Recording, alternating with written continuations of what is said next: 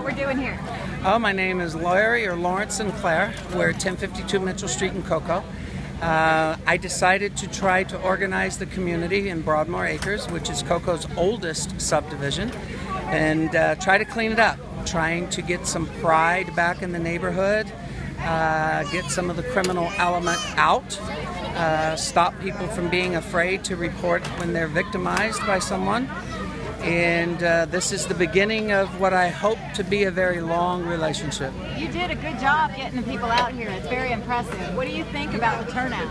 Well, when I first started this with the city, and yes, you can tell Councilman Blake just showed up. When I first started this and put this notice with the city, Chief Cantaloupe and others told me that they had tried it in the past. People were not as optimistic about the turnout because previous attempts, they had 3 people show up. I told them I'm a bit different. When I commit to something, I commit to succeeding at it. And I put together flyers and I hand delivered them to every single house in the subdivision. I knocked on every door. I reminded them yesterday with a bullhorn driving through the neighborhood that they needed to be here at 6 p.m. To have 50 people show up, I'm very pleased. Why is this so important to you? I bought this house. This is the first house I bought, and I'm 54 years old. I made a commitment to put roots down. There's some good people in this neighborhood. This is a neighborhood that has some history and some heritage, and it's diverse. There's a few people and a few lots. A lot of owners have abandoned properties. They've ran off. Banks have, walked away. But there's some good people in here, and it's really a nice place to live. And it can be for everybody.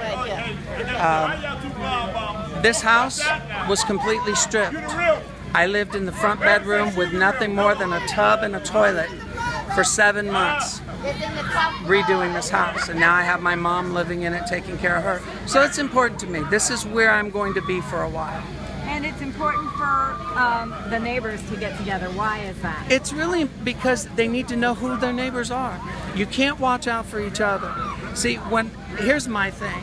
I've been victimized twice in this property, the most recent on August 31st, by the same individual.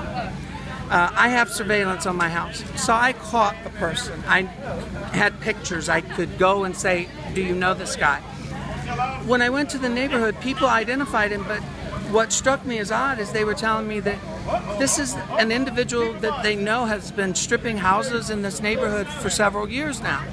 That this is an individual who just recently stole another resident's air conditioner out of her window and her washer and her dryer out of her house. And I'm like, why are you guys, you know that this individual is doing this and you're not saying anything? So I asked them, why? You don't have to be scared. So to me, if the neighbors get to know each other, if we know how to contact each other, you know who lives next door to you, you know who should be there and who shouldn't be, then you can watch out for them. And if you see somebody that's not there, you can pick up the phone and call your neighbor and say, hey, this is taking place. So that's why it's important.